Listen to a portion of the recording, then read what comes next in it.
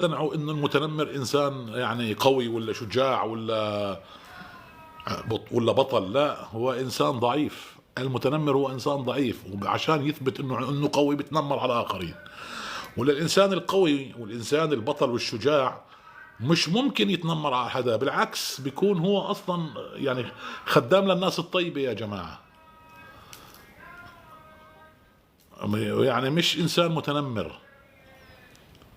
فيعني يا ست ماما يعني ما في متنمر منيح. هو في الحقيقة بيكون مريض نفسيا، عنده عقد. عنده عقد لها علاقة بالجبن والخوف وهاي المسائل، فبحاول يعوضها من خلال تنمره على الآخرين. عنده نقص في شخصيته يعني بمعنى آخر، وهذا مرض.